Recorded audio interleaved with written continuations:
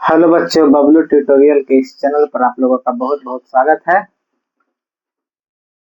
आज crash course के series में हम लोग लगातार आगे बढ़ते जा रहे हैं और अभी बढ़ बढ़ के हम लोग पहुंच चुके हैं। भूगोल के चैप्टर 2 पढ़ रहे थे जिसका नाम था प्राकृतिक संसाधन। के अंतर्गत मृदा को हम लोग देख रहे थे। मृदा में मैंने एक पार्ट आपको बता दिया था, दूसरा पार्ट आज बताने जा रहा हूँ। तो एक पार्ट में खत्म नहीं हो पाया था, वीडियो थोड़ा लंबा हो गया था, तो उसे मैंने दो पार्ट में डिवाइड कर दिया। तो पिछले क्लास में हम लोगों ने मृदा किसे कहते हैं, मृदा का उपयोग कहाँ है, पठार क्या परसेंट है, पहाड़ कितना परसेंट है, पर्वत कितना परसेंट है, भूमि कितना परसेंट है जिसको समतल प्लेन कहते हैं। इसके बाद मृदा के प्रकार, किस प्रकार की मिट्टी कहाँ पाई जाती है, किस प्रकार की मिट्टी में किस प्रकार की खेती होती है। इस तरह की बहुत सारी बातें हम लोगों ने पिछली क्लास में की थी। तो आज हम लोग इसी सीरीज को आगे देखते हैं और आगे हम लोग शुरुआत करते हैं आज के इस नए टॉपिक में। उसका नाम है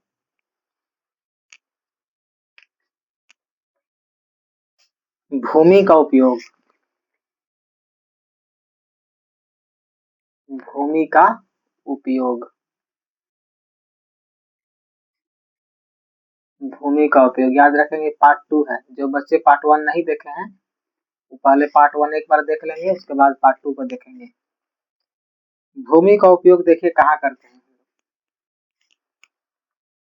भूमि के उपयोग की अगर बात करते हैं तो हर क्षेत्र में हम लोग भूमि का उपयोग करते हैं।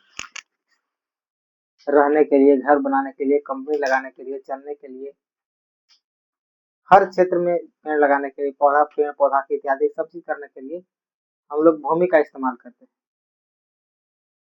और उसी भूमि के बारे में आज हम लोग देखते हैं कि उसका इस्तेमाल किस तरह। देखिए, अपने से आप इसका आंसर लिख सकते हैं। कभी कभी पूछ देगा सवाल में, अगर कि भूमि का उपयोग लिखें तो भूमि का उपयोग लिखने की अगर बात होगा तो भूमि का उपयोग आप लोग अपने से लिख सकते हैं।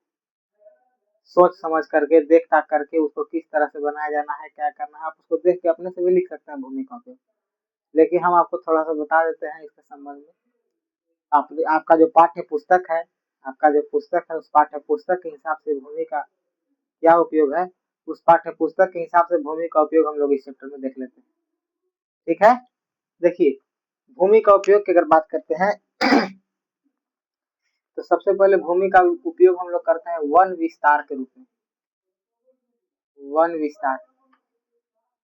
इसके बाद भूमि का उपयोग करते हैं कृषि अयोग्य, कृषि अयोग्य, कृषि अयोग्य बंजर भूमि के रूप में। कृषि अयोग्य बंजर भूमि। इस भूमि के उपयोग के हम लोग वर्ग देख रहे हैं, अलग अलग वर्ग में इसको बांट दिए। इसके बाद गैर कृषि संलग्न भूमि, गैर कृषि संलग्न भूमि, गैर कृषि संलग्न भूमि। इसके बाद अस्थाई चारागाह, स्थाई चारागाह, अस्थाई चारागाह एवं गोचर भूमि, स्थाई चारागाह एवं गोचर भूमि। उसके बाद हम लोग देखते हैं इसमें बाग बगीचा, बाग बगीचे तथा उपवन संलग्न भूमि, उपवन संलग्न भूमि, उपवन संलग्न भूमि, उपवन संलग्न भूमि। इसके बाद कृषि योग्य बंजर भूमि, कृषि योग्य बंजर भूमि, कृषि योग्य बंजर भूमि जिसका उपयोग 5 वर्षों तक न, जिसका उपयोग 5 वर्षों से नहीं हुआ है, 5 वर्षों से नहीं हुआ है। उसके बाद वर्तमान परती भूमि, वर्तमान परती भूमि, वर्तमान परती भूमि। शुद्ध बोया गया भूमि, शुद्ध बोया गया भूमि। देखिए यही भूमि वन के उपयोग का वर्णन हम लोग देख रहे हैं। ठीक है, भूमि जो है, ये भूमि का उपयोग जो होता है वह किन किन वर्गों में बांट करके हम लोग करते हैं, वही हम लोग देख रहे हैं इस चैप्टर में। पार्ट 2 हम लोग का चल रहा है। पार्ट 1 जो नहीं देखे होंगे वो पार्ट 1 पहले देख लेंगे। हम आज पढ़ा रहे हैं पार्ट 2। ठीक है, भूमि का उपयोग किन किन रूपों में किया जाता है। जो भूमि का उपयोग अगर देखा जाए तो भूमि का उपयोग इसमें अगर पूरा देख लिया जाए तो इतना वर्ग में इसको बांट करके हम लोग भूमि को देखते हैं। वन विस्तार के रूप में वन को फैलाने के लिए भूमि का इस्तेमाल करते हैं। कृषि अयोग्य बंजर भूमि हो गया, जहाँ कृषि नहीं होने लायक है। अयोग्य माने जहाँ नहीं होने लायक है, तो वहाँ की जो बंजर भूमि हुई, उपजीव्य भूमि का उपयोग हो सकता है। वहाँ भी गैर कृषि संलग्न भूमि, खेत में देखेंगे कि जहाँ कृषि होने लायक नहीं है उसमें जबरदस्ती किया जा रहा है, तो वह उस तरह का भी कुछ भूमि होता है। उसके बाद होता है कि अस्थाई चारागाह एवं गोचर भूमि। अस्थाई चारागाह मतलब कि कहीं अस्थाई रूप से चारागाह को बना दिया जाता है, गाय वगैरह को चराने के लिए उसका उपयोग किया जाता है, उस तरह भी भूमि का उपयोग किया जाता है। उसके बाद देखिए बाग बगीचे तथा उपवन में कुछ कुछ होता है, जो बाग बगीचा उपवन इत्यादि में कुछ भूमि को लगा दिया जाता है। ठीक है, तो उसको कहते हैं बाग बगीचे तथा उपवन में संलग्न भूमि। फिर आगे देखते हैं कि कृषि योग्य बंजर भूमि जिसका उपयोग 5 वर्षों से नहीं हुआ हो।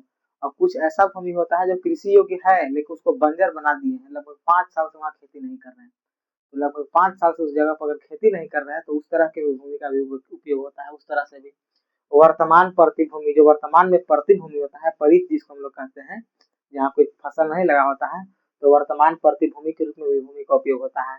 शुद्ध बोया गया भूमि, जितना दूर हम लोग वही फसल बो दिए हैं, जितना दूर में चल रहा है फसल, उस पूरे फसल को देखते हैं तो उस रूप में भी भूमि का उपयोग होता है। तो भूमि का अगर उपयोग देखा जाए तो अलग अलग रूप से किया जाता है, अलग अलग वर्गों में उसको विभाजित करके हम लोग भूमि का उपयोग करते हैं। अब यह डिपेंड करता है कि जिसका भूमि है वह किस रूप में उसका उपयोग करता है। समझे ना, भूमि का उपयोग बहुत क्षेत्रों में बहुत प्रकार से बांट करके किया जाता है, और उन्हीं चीजों को मैंने यहाँ आप लोगों के सामने दर्शाया है। और इस सारी की सारी बात जो आपकी पाठ्य पुस्तक में दी गई है उसके हिसाब से मैंने बताया है, क्योंकि आप 10वीं के विद्यार्थी हैं और आप लोगों को परीक्षा में सवाल बनाना होता है। और परीक्षा में जब सवाल बनाना है तो परीक्षा में सवाल बनाने के लिए आपको इसकी आवश्यकता होती है। इस तरह से प्रश्न आपको पूछ दिया जाता है बोर्ड में, तो इस बोर्ड में इस प्रश्न को देख करके आपको घबराना नहीं है, इस तरह से आपको आंसर लिखना होगा। इसलिए मैंने पूरी की पूरी एकदम आपका जो एनसीईआरटी का बुक है, उस एनसीईआरटी बुक को पूरा बेस लेकर के वहीं से हम लोग सब काम कर रहे हैं। इसका स्क्रीनशॉट ले लीजिए, आगे हम लोग देखते हैं। और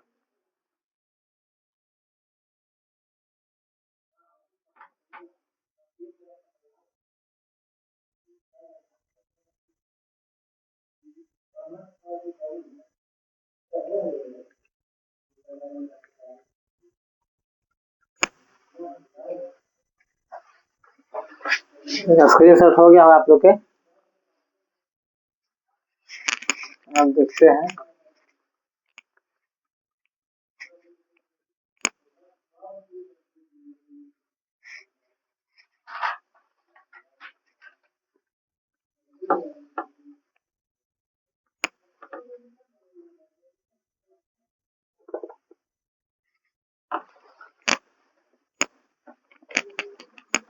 आगे देखिए हम लोग देखते हैं, देखिए आगे हम लोग देख रहे हैं कृषि उपयोग, सॉरी भूमि उपयोग के दो प्रमुख कारक।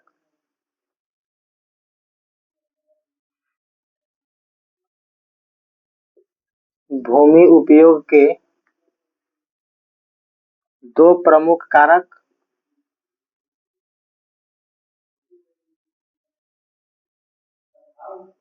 दो प्रमुख कारक निर्धारित करते हैं, दो प्रमुख कारक निर्धारित करते हैं। भूमि उपयोग के दो प्रमुख कारक निर्धारित करते हैं। एक कारक होगा जिसको कहते हैं भौतिक कारक। भौतिक कारक, भौतिक कारक में क्या होता है, इसके अंतर्गत भू आकृति, भू आकृति जलवायु तथा मृदा आता है। और दूसरा जो होता है वो होता है मानवीय कारक। मानवीय कारक क्या आता है, तो जिसके अंतर्गत जनसंख्या घनत्व, इसके बाद प्रौद्योगिकी क्षमता,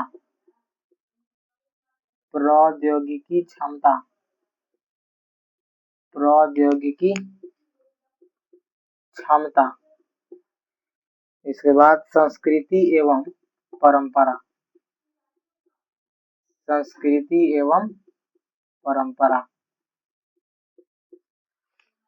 ठीक है ना। भौतिक कारक जो होता है कि जो भूमि उपयोग हम लोग देखते हैं, तो भूमि उपयोग के दो प्रमुख कारक होता है, ठीक है। भूमि उपयोग के कितने प्रमुख कारक हैं, दो प्रमुख कारक जो है वो भूमि उपयोग को निर्धारित करता है, किस तरह से हम लोग कहाँ भूमि का किस तरह से इस्तेमाल करते हैं, ठीक ना। तो भूमि उपयोग को निर्धारित करने वाले कितने कारक हैं, दो। एक कारक हो गया भौतिक कारक और दूसरा कारक हो गया मानवीय कारक। भौतिक कारक क्या है, तो भू आकृति, जलवायु तथा मृदा इसके अंतर्गत आता है। जमीन की आकृति कैसा होता है, जमीन में जलवायु कैसा है, वहाँ वर्षा होती है कि नहीं होती है, वहाँ किस तरह के खनिज तत्व उसमें है कि नहीं है, इस तरह से। और एक होता है जिसको कहते हैं मृदा, मिट्टी को वहाँ देखा जाता है। तो एक पहला चीज इस चीज को डिपेंड करता है, पहला चीज जो है यह ना डिपेंड करता है कि भौतिक कारक पर किस तरह से निर्भर करता है। और दूसरा जो है वह दिखाता है मानवीय कारक पर। मानवीय कारक पर क्या दिखा रहा है कि जनसंख्या घनत्व, जहाँ भूमि का उपयोग है उस भूमि के उपयोग को देखना है कि आखिर वहाँ की जनसंख्या किस तरह वहाँ जनसंख्या निवास करता है। तनी मनी जनसंख्या है कि बहुत सारा जनसंख्या है कि एकदम नहीं है, जहाँ नहीं होगा वहाँ की जलवायु ठीक नहीं होगा, वहाँ की भूमि का उपयोग कम होता होगा, तो जनसंख्या घनत्व हो गया। प्रौद्योगिकी क्षमता, वहाँ पे इंडस्ट्री लग सकता है कि नहीं लग सकता है, कंपनी की स्थापना किया जा सकता है कि नहीं किया जा सकता है, ये बात हो गया। उसके बाद संस्कृति एवं परंपरा, जहाँ पे इस मिट्टी का इस्तेमाल हो रहा है, जहाँ पे इस भूमि का इस्तेमाल हो रहा है, वहाँ की परंपरा कैसी है, वहाँ की संस्कृति कैसी थी पहले, अब वहाँ वर्तमान में कैसी संस्कृति है। तो इन सभी चीजों को देख करके भूमि का उपयोग किया जाता है। जैसे कि पिछले वर्षों में हम लोगों ने देखा कि माननीय प्रधानमंत्री जी ने राम मंदिर बनवाया अयोध्या में। तो राम मंदिर जब बनवाया तो वहाँ कैसे पता चला कि यहीं पे राम मंदिर था, वहाँ इसका प्रमुख कारण क्या था कि वहाँ उसकी खुदाई की गई, वहां से वहां को उसका साक्ष्य मिला, वहाँ की मतलब की संस्कृति और वहाँ की परंपरा को देखा गया। जब वहाँ की संस्कृति और वहाँ की परंपरा को देखा गया तो उसको देखने के बाद वहाँ मंदिर का निर्माण किया गया। उस भूमि का उपयोग मंदिर के रूप में किए, तो कैसे करिए, उसको हम लोग मानवीय कारक में देखें कि वहाँ की संस्कृति एवं वहाँ की परंपरा कैसी है, ठीक है। तो मनु जो भूमि का उपयोग है उसका दो प्रमुख कारक रहता है, एगो भौतिक एगो मानवीय, जो आपका बोर्ड पर लिखा हुआ है, ठीक है। इसके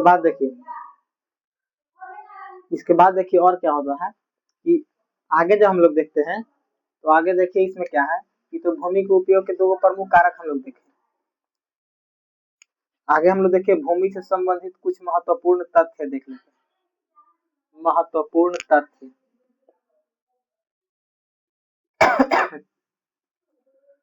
कुछ महत्वपूर्ण तथ्य, ठीक है। कुछ महत्वपूर्ण तथ्य हम लोग देख रहे हैं, ठीक है। अब से देखिए कुछ महत्वपूर्ण तथ्य हम लोग क्या बात करते हैं। सबसे पहले देखिए कि पहले नंबर पर देखिए हम लोग लिखेंगे कि भारत के कुल भौगोलिक क्षेत्र, भारत के कुल भौगोलिक क्षेत्र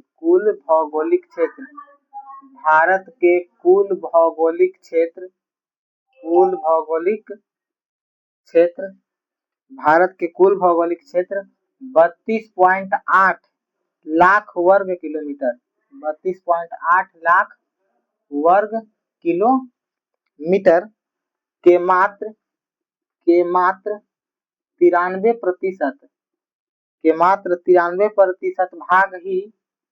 93% भाग ही भूमि उपयोग का 93% भाग का ही भूमि उपयोग आंकड़ा उपलब्ध है। भाग का ही भूमि उपयोग आंकड़ा उपलब्ध है। भूमि उपयोग आंकड़ा उपलब्ध है। ठीक है, कितना? तो भारत के कुल भौगोलिक क्षेत्र कितना है? 32.8 लाख किलोमीटर स्क्वायर। अब इसका मात्र 93% जो भाग है उसी का भूमि उपयोग को हम लोग देखे हैं। इसके बाद देखेंगे हम लोग बात करते हैं जम्मू कश्मीर की। ठीक है, जम्मू कश्मीर। तो जम्मू कश्मीर में पाक अधिकृत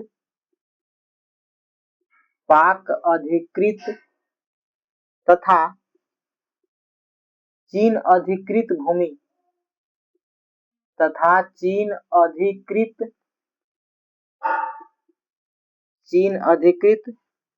का सर्वेक्षण नहीं हो पाया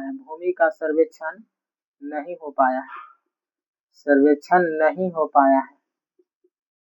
नहीं हो पाया है। आगे देखेंगे हम लोग लिखते हैं कि भारत के कुल क्षेत्र का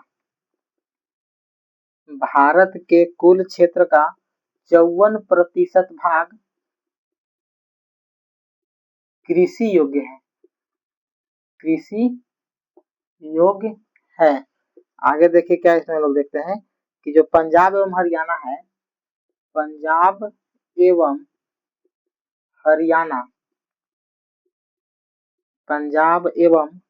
हरियाणा में कुल भूमि के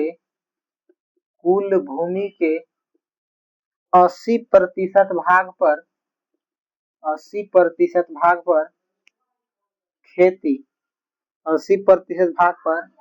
खेती होती है, जबकि 80% भाग पर खेती होती है, जबकि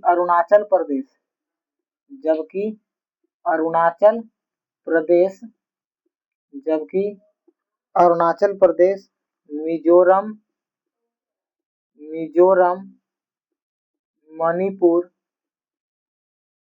मणिपुर एवं अंडमान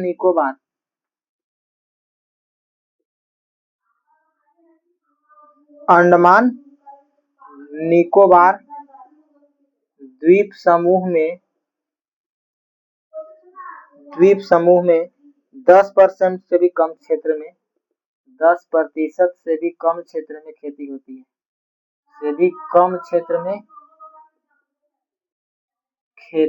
है। देखिए हम देख रहे हैं क्या, तो कुछ महत्वपूर्ण तथ्य की हम लोग बात कर रहे हैं। तो कुछ महत्वपूर्ण तथ्य की देखते हैं अगर हम लोग, यहाँ देखिए भारत में जितना क्षेत्र है, तो कोई पूछ देगा अगर आपसे कि भारत का कुल भौगोलिक क्षेत्र कितना है, तो याद रखेंगे 32.8 लाख वर्ग किलोमीटर। ठीक है, भारत का कुल क्षेत्रफल कितना है? 32.8 लाख वर्ग किलोमीटर। अब इस इतना की मात्र 93% के आंकड़ा हम लोग के पास है। 32.8 किलोमीटर स्क्वायर पूरा क्षेत्रफल है भारत के, लेकिन हम लोग अगर देखा है कितना भूमि का उपयोग हो गया, तो मात्र हम लोग के पास रिपोर्ट है 93% की भूमि का उपयोग, 93% भूमि का उपयोग हुआ है, और बाकी की किसी को पता नहीं कहाँ इस्तेमाल हुआ, किस तरह से, किसी को पता नहीं है। तो किसका आंकड़ा नहीं प्राप्त है हम लोग के? तो देखिए जब जम्मू कश्मीर हम लोग जाते हैं तो वहाँ पीओके है। ठीक है, जम्मू कश्मीर जो पाक अधिकृत तथा चीन अधिकृत भूमि, जो पाकिस्तान में, भारत में जाइएगा तो भारत के जो जम्मू कश्मीर वाला भाग है वहाँ पे पाकिस्तान और चीन कुछ भूमि को कब्जा कर लिया है, और जो उस भूमि को कब्जा कर लिया उसका आंकड़ा हम लोग के पास नहीं है। उसकी उपयोग किस तरह से किया जा रहा है इस चीज का आंकड़ा हम लोग के पास नहीं है। उसके बाद देखेंगे और क्या है, तो भारत का कुल क्षेत्र का 54% भाग जो है वो कृषि में हम लोग काम कर, इतना मतलब जो भारत है हमारा, इस भारत की मिट्टी में इतनी ताकत है कि इसके 54% भाग को हम खेती बाड़ी में इस्तेमाल कर सकते हैं। हम खेती करने के लिए, कृषि करने के लिए हम कुल 54% भाग का इस्तेमाल कर सकते हैं। ठीक है, इसके बाद देखिए वही हम लोग के भारत में जाइए तो पंजाब एवं हरियाणा में जो कुल भूमि है, पंजाब एवं हरियाणा कुल भूमि की जितना वहाँ भूमि है, जिसे पूरा भारत में ना है 32.8 लाख वर्ग किलोमीटर, पंजाब के अलग होगा, हरियाणा के अलग होगा, बिहार के अलग है, उत्तर प्रदेश का अलग है। तो यहाँ आप जाइएगा तो पंजाब एवं हरियाणा के कुल भूमि के लगभग 80% भाग पर खेती होता है। लेकिन वहीं ठीक उसके विपरीत अगर हम लोग जाते हैं तो ठीक उसके विपरीत अरुणाचल प्रदेश, मिजोरम, मणिपुर, अंडमान निकोबार द्वीप समूह में जाइएगा तो मात्र वहां 10% से भी कम जगह पर खेती किया जाता है। इसको देखिए, इसका स्क्रीनशॉट ले लीजिए।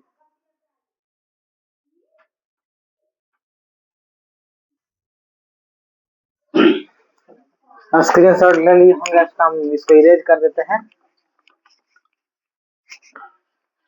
इस तरह के प्रश्न अगर आपके परीक्षा में बन जाते हैं तो आपको उसको देख के छोड़ना नहीं है, पूरा के पूरा क्वेश्चन को अटेम्प्ट करके आना है। कहते हैं ना कलम तोड़ के लिखना, तो कलम तोड़ के आप लोगों को लिखना होगा परीक्षा में। अब देखिए कुछ नोट पॉइंट और हम देख लेते हैं। जैसे कि देखिए नोट पॉइंट में देखा जाए तो नोट करके लिखेंगे आप। जैसे देख लीजिए, पशुधन के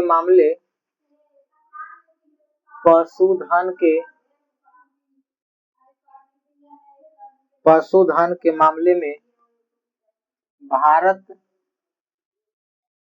विश्व का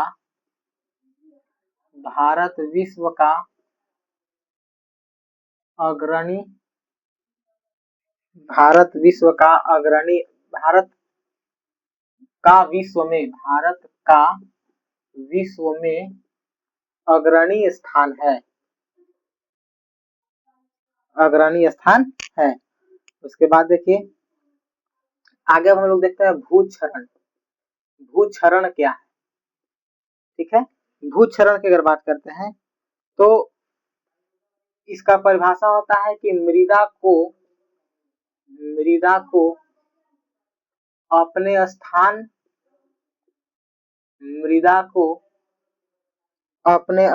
से विविध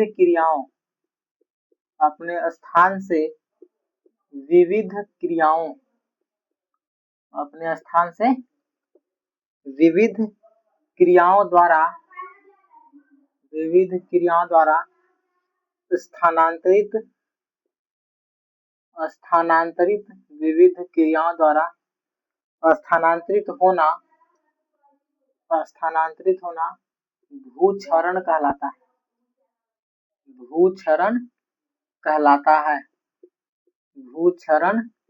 कहलाता है।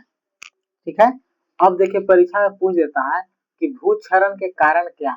अगर पृथ्वी के सतह से मृदा जो है अपने स्थान से अगर हट के और दूसरा स्थान से अगर चल जाता है तो उसको भूक्षरण कह देते हैं। लेकिन अब बात करते हैं कि भूक्षरण का कारण क्या है। परीक्षा में आपसे सवाल बनेगा कि भूक्षरण के क्या कारण है, तो आपको बताना होगा सबसे पहले जल क्रांतता। और देखिए क्या कारण है, वनोन्मूलन।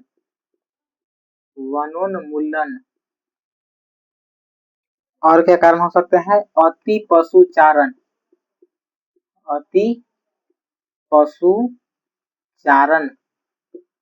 और क्या होता है, तो खनन हो गया। रसायनों का अत्यधिक उपयोग हो गया। रसायनों का अत्यधिक उपयोग।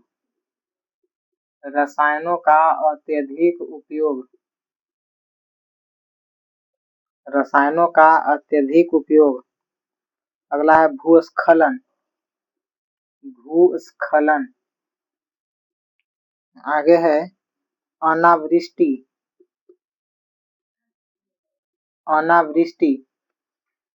अतिवृष्टि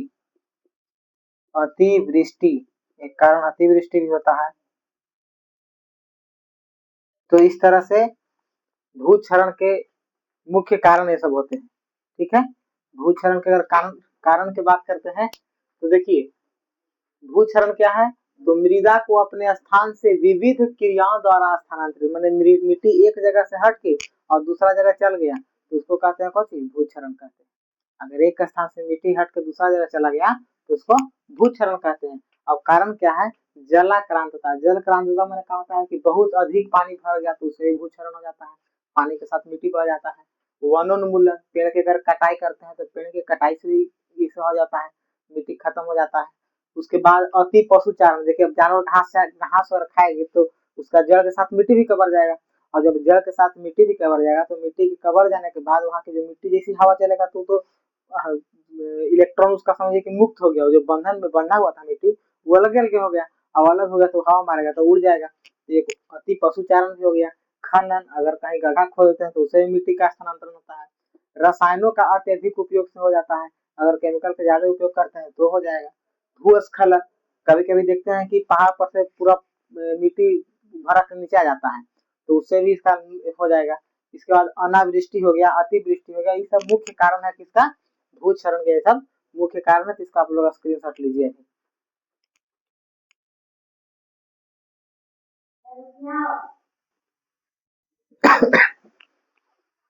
इसको मिटाते हैं, आगे हम लोग देखते हैं। ये सब समझ में आ रहा होगा आप लोग के, जहाँ दिक्कत हो वीडियो को एक बार फिर से रिपीट करके देख लीजिएगा, सब बात आपको क्लियर हो जाएगा। और जो चीज समझ में नहीं आएगा उसको कमेंट में आप लिख दीजिएगा, कमेंट में आपको उसका जवाब दे दिया जाएगा। तो कमेंट में तो आप लोग के विशेष कुछ आता नहीं है, बस जय आरसीबी, कट्टर हिंदू, तो पता नहीं क्या लिखते हैं। जो जरूरी लायक है उसको कोई नहीं लिखता है, और जो नहीं जरूरी उसको सब लिखता है। तो कमेंट को थोड़ा सा इग्नोर ना करें, बढ़िया से उसको देखना चाहिए। अब देखिए कुछ हम नोट पॉइंट की बात करते हैं, ठीक है। देखिए अब नोट पॉइंट की अगर बात करते हैं तो नोट पॉइंट में क्या है, देखिए नोट में देखिए सबसे पहले हम समझेंगे कि खनन के कारण, खनन में जो मिट्टी का हम लोग खुदाई करते हैं ना, खनन के उपरांत, खनन के उपरांत उस स्थान का, उस स्थान का खाइयों, उस स्थान का खाइयों एवं, उस स्थान का खाइयों एवं मलबों के साथ, मलबों के साथ, मलबों के साथ खुला छोड़ देने के कारण, खुला छोड़ देने के कारण, खुला छोड़ देने के कारण, खुला छोड़ देने के कारण झारखंड, वही झारखंड कहते हैं ना, गाना वाना निकल रहा है, झारखंड कोयला माफिया, वही है झारखंड। छत्तीसगढ़, छत्तीसगढ़, मध्य प्रदेश, मध्य प्रदेश जैसे राज्यों में, जैसे राज्यों में भूमि निम्नीकरण हुआ है, भूमि निम्नीकरण हुआ है, भूमि निम्नीकरण हुआ है। उसी तरह से देखा जाएगा, आगे फिर नोट पॉइंट देखते हैं तो बात करते हैं उड़ीसा के। जो उड़ीसा है, उड़ीसा में वनोन्मूलन के कारण, उड़ीसा में वनोन्मूलन के कारण, उड़ीसा में वनोन्मूलन के कारण भूमि निम्नीकरण हुआ है, भूमि निम्नीकरण हुआ है, भूमि निम्नीकरण हुआ है। ठीक उसी तरह से अगर आगे देखेंगे तो गुजरात, गुजरात,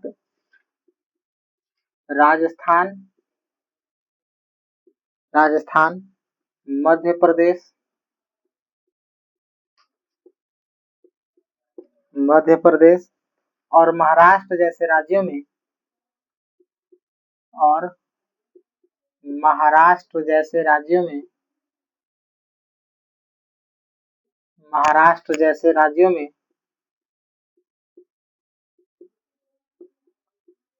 अति पशुचारण,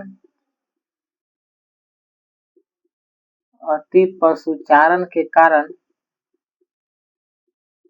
भूमि निम्नीकरण हुआ है,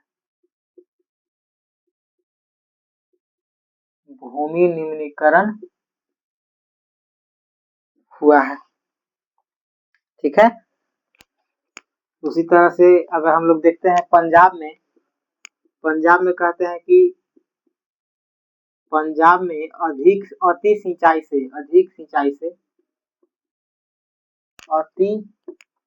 सिंचाई से भूमि निम्नीकरण हुआ है।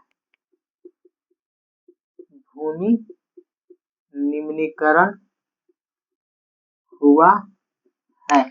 देखिए हम लोग बात कर रहे हैं भूमि निम्नीकरण के इसमें, तो देखिए खनन के बाद, उपरांत मतलब होता है बाद, खनन के बाद उस स्थान का खाइयों एवं मलबों के साथ खुला छोड़ देने के कारण, जैसे मान लीजिए कि मिट्टी की खुदाई हम लोग कर दिए, तो मिट्टी की खुदाई करने के बाद वहां जहाँ से गड्ढा बन गया तो हम लोग छोड़ते हैं खाली, उसको ढकते तो है नहीं, तो वहां मलबों के साथ खुला छोड़ देने के कारण झारखंड, छत्तीसगढ़, मध्य प्रदेश जैसे राज्यों में भूमि निम्नीकरण हुआ। मतलब वहां भूमि का निम्नीकरण होने का मुख्य कारण क्या है कि वहां गड्ढा कर दिया गया, गड्ढा करने को उसको भरा नहीं गया, उसको छोड़ दिया गया, और जब उसको छोड़ दिया गया तो छोड़ दिए जाने के बाद वहां क्या हुआ कि भूमि निम्नीकरण हो गया। उड़ीसा जो है वहां वनोन्मूलन के कारण, वहां उड़ीसा में इतना ही पेड़ कटाया ना कि अधिक पेड़ कटाई होने के कारण वहां भूमि निम्नीकरण हो गया।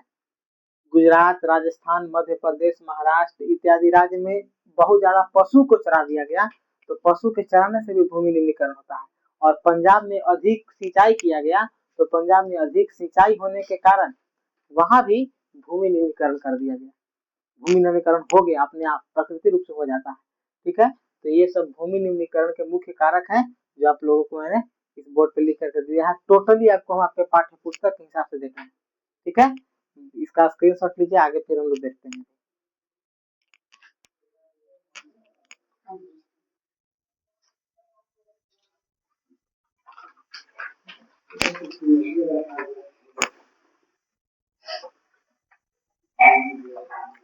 इसको मिटा देते हैं।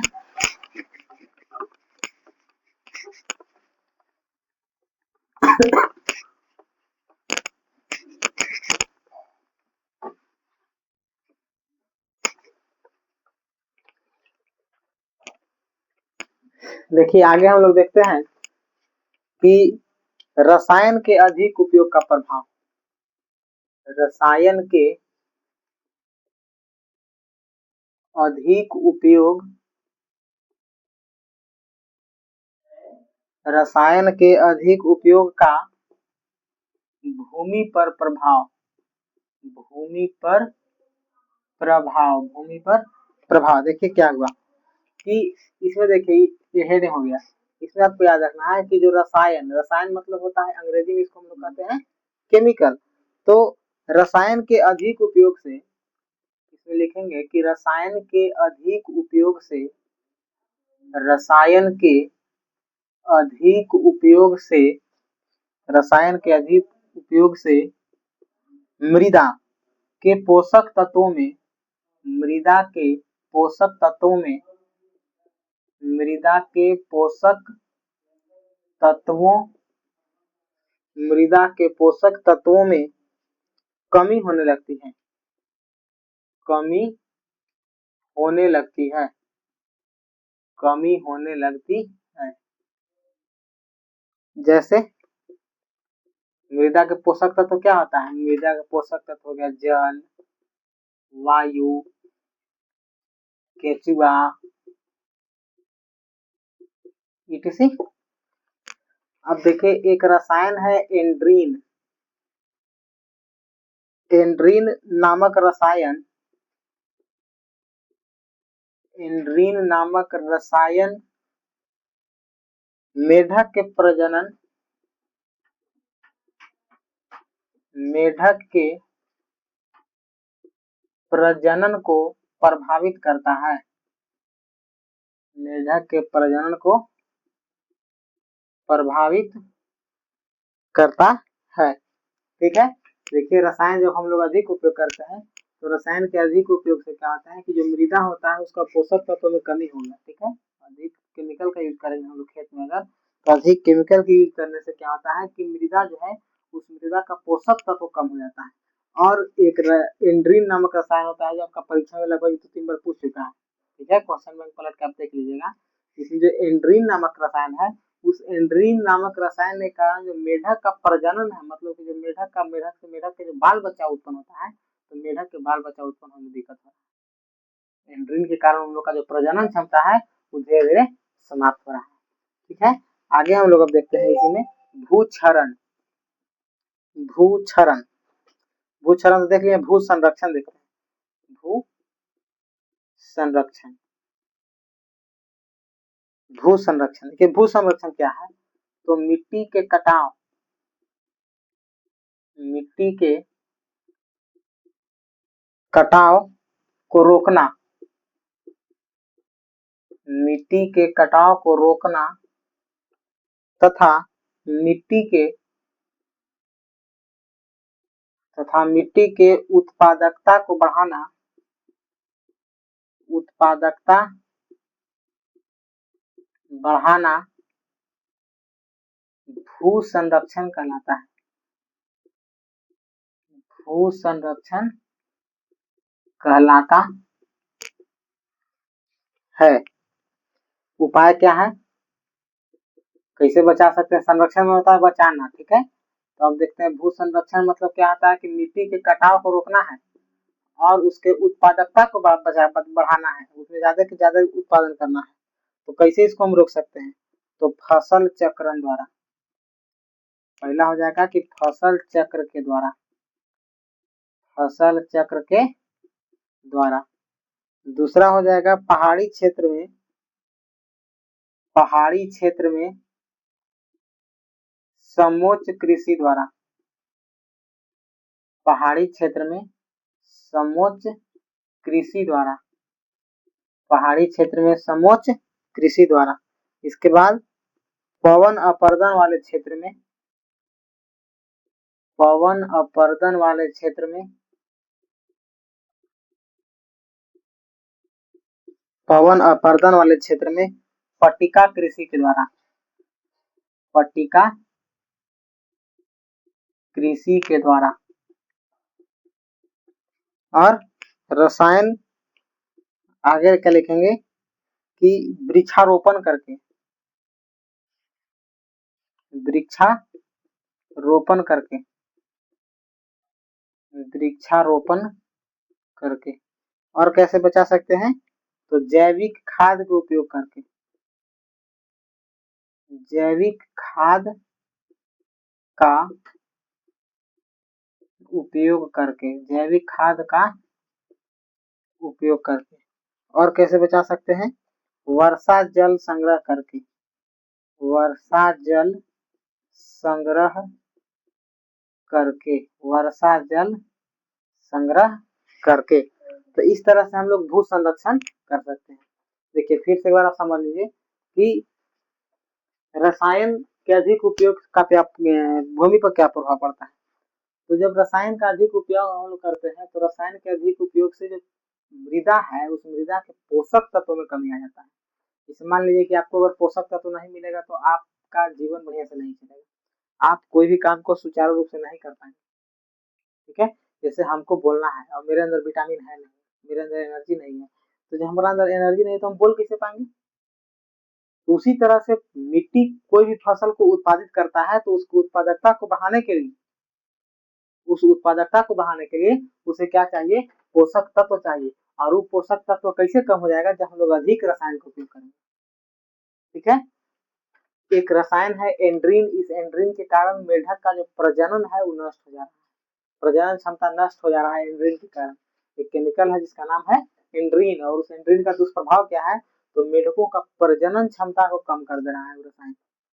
ये भी एक चिंताजनक विषय है, क्योंकि जब मेढक का प्रजनन नष्ट हो जा रहा है मतलब कि मेढक जब दिन प्रतिदिन समाप्त हो जाएगी, उन लोग पानी में रहबे करता है, हम लोग एंड्रीन पानी में डाल दे रहे हैं, तो मेढक की प्रजनन क्षमता कम हो जाएगा।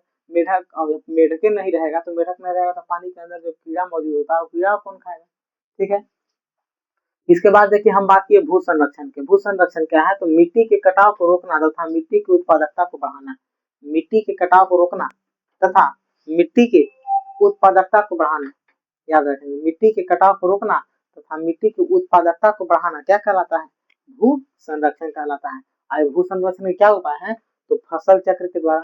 मान लीजिए कि अभी हम लोग गेहूं की खेती करने जा रहे हैं तो कुछ समय बाद उसमें फिर धान लगाएंगे, फिर कुछ समय बाद उसमें फिर गेहूँ लगाएंगे, फिर चना लगा देंगे, मसूर लगा देंगे। इस तरह से अलग अलग प्रकार से अगर हम लोग देखा जाए तो अलग अलग तरीके से हम इसका उपयोग कर देंगे। मिट्टी में अलग अलग प्रकार की खेती करके उसका उर्वरा शक्ति को हम लोग बनाए रख सकते हैं। तो भू संरक्षण का एक उपाय हो गया। पहाड़ी क्षेत्र में जाइएगा तो समोच्च कृषि करेंगे। समोच्च कृषि सीढ़ीनुमा खेती होता है। क्या होता है कि पहाड़ को काटते हैं, मान लीजिए कि इस तरह से पहाड़ है, तो इस पहाड़ ऐसे है तो यहाँ क्या करेंगे कि इसको यहाँ से यहाँ तक ऐसे काट देंगे, और जब यहाँ से इसको ऐसे काटेंगे तो नई क्षेत्र बन गया। फिर ये वाला जो है इसको भी ऐसे काटेंगे, इसको फिर यहाँ से ऐसे करके यहाँ तक एक क्षेत्र बना देंगे। मतलब सीढ़ीनुमा क्षेत्र बना करके और वहां हम लोग खेती करते हैं, तो उसको कहते हैं समोच्च कृषि। तो भू संरक्षण को पहाड़ी में समोच्च कृषि द्वारा भी हम लोग कंट्रोल कर सकते हैं। हाँ, जहाँ पवन अपर्दन क्षेत्र है वहाँ पट्टिका कृषि कर देंगे, उससे भी हमारा बच सकता है मिट्टी। वृक्षारोपण कर देंगे, जब पेड़ लगा देंगे तो जड़ को मिट्टी पकड़ के रखेगा, ठीक है, और मिट्टी पकड़ के रहेगा तो उससे भी बच सकता है। जैविक खाद का हम लोग उपयोग करेंगे, ठीक है, वर्षा जल का संग्रह करेंगे। इस तरह के बहुत सारी तकनीक है जिससे हम भू संरक्षण कर सकते हैं। तो भू संरक्षण का उपाय यहाँ लिखा हुआ है। भू संरक्षण किसे कहते हैं, परीक्षा पूछ देता है, तो इन सभी बातों पर ध्यान दीजिएगा। इसका स्क्रीनशॉट लीजिए, आगे हम लोग देखते हैं।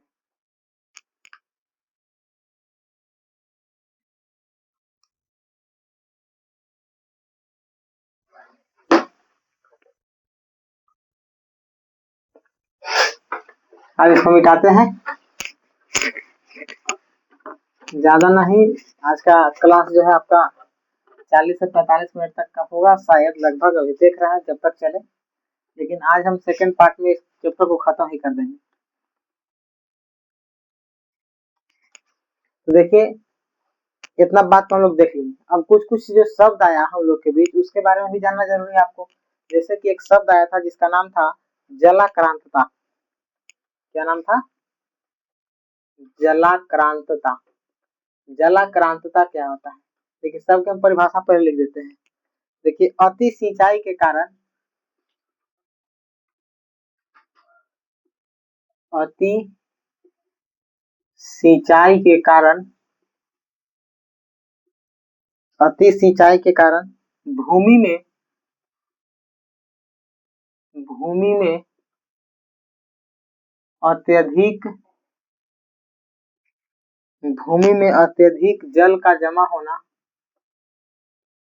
अत्यधिक जल का जमा होना जलाक्रांतता कहलाता है। जलक्रांतता कहलाता है। जलक्रांतता कहलाता है। अगर बहुत अधिक खेत में पानी जमा हो जाता है तो वो क्या कहते हैं? जलक्रांतता कहते हैं, ठीक है। उसी तरह से एक होता है समोच्च खेती, समोच्च कृषि जिसको कहते हैं, समोच्च कृषि या समोच्च जुताई भी इसको कहते हैं। इसको क्या कहते हैं अभी बताएं हम। पहाड़ी क्षेत्रों में, पहाड़ी क्षेत्रों में अपर्दन, पहाड़ी क्षेत्रों में अपर्दन को रोकने के लिए, अपर्दन को रोकने के लिए खेत की जुताई, खेत की जुताई वृत्ताकार रूप में, खेत की जुताई वृत्ताकार रूप में की जाती है, वृत्ताकार रूप में की जाती है, जिसे समोच्च कृषि कहते हैं, जिसे समोच्च कृषि कहते हैं, जिसे समोच्च कृषि कहते हैं। इसके बाद देखिए आगे होता है पट्टिका कृषि। पट्टिका कृषि, पट्टिका कृषि क्या होता है? तो पवन अपर्दन वाले क्षेत्रों में, पवन अपर्दन वाले क्षेत्रों में, पवन अपर्दन वाले क्षेत्रों में फसलों के बीच, फसलों के बीच, फसलों के बीच घास के, घास के पट्टिका विकसित करना, घास के पट्टिका विकसित करना पट्टिका कृषि कहलाता है। पट्टिका कृषि कहलाता है। पट्टिका कृषि कहलाता है। इसके बाद एक हम बताए थे फसल चक्र। फसल चक्र दो खाद्यान्न फसलों के बीच, दो खाद्यान्न फसलों के बीच, दो खाद्यान्न फसलों के बीच दलहन या तिलहन, दलहन या तिलहन का फसल लगाना, का फसल लगाना फसल चक्र कहलाता है। फसल चक्र कहलाता है। फसल चक्र कहलाता है। इससे नाइट्रोजन स्थिरीकरण होता है। इससे नाइट्रोजन स्थिरीकरण होता है। एक चीज और लिख लेंगे,